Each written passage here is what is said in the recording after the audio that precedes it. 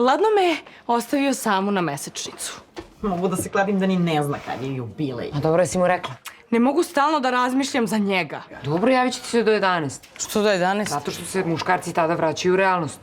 Da li ću ja ikada naći muškarca koji ne prestane da živi kada počne utakmica? Nećeš. I pusti se, tek ste počeli. Mislim, ovo je 101. put.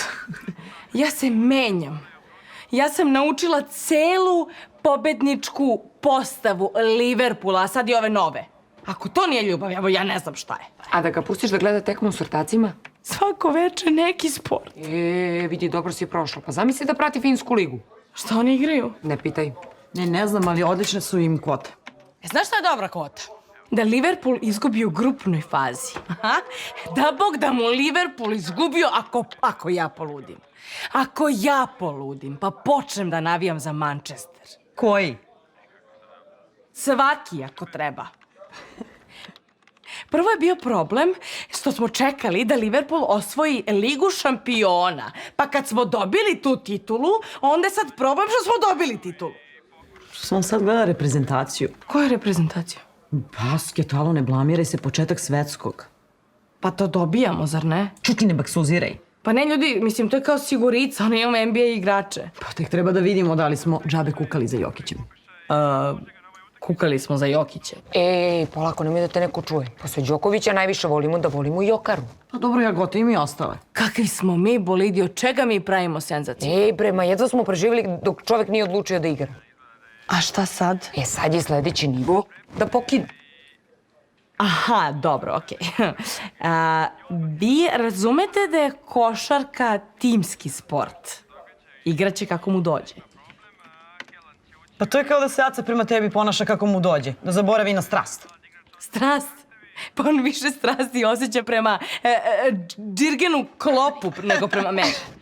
Jirgenu. Jirgen. Dobro, Jirgenu. Imali su vremena da se najedu domaće hrane. Biće to dobro. Sad se baviš i teorijama zavere. Dobro, mi smo nacija odrasla na krompiru i na mesu, ne na avokadu i proteinskim pločicama. Tako je. Ma daj, ti si potpuno poludala. Hoćeš da te ostavi? Jel to hoćeš? Zašto bi me ostavio? Pa mačkice, pa tebi veza zavisi od uspeha reprezentacije. Ali ja samo hoću da mi kaže da mu je stalo i da me voli. Alo, svi kao jedan. Gledamo zajedno, dišemo zajedno. Mi smo 6. igrač na terenu. Ne mogu da gledam utakmicu kada me vodio, da gledamo derbi. Ja sam jedina ustala kada je Zvezda dala gol. Pa, povukla me igra. Vidi, bolje da ne pratiš sport. Znači, pravi se da ga pratiš i ćuti. Žene da su pametne, sve bitne stvari bi rešavale za vreme utakmice. Možeš do prodavnice? Izbaci đubre? Hoćemo da putujemo? Mozak im je na autopilotu, a kad ti jednom nešto obeća, onda ga imaš u šaci. Kad počinje tekma? Koja? Nije bitno koja uopšte. Sad ću lepo da mu dam priliku da mu oprostim. Taman i to letovanje da dogovorimo više.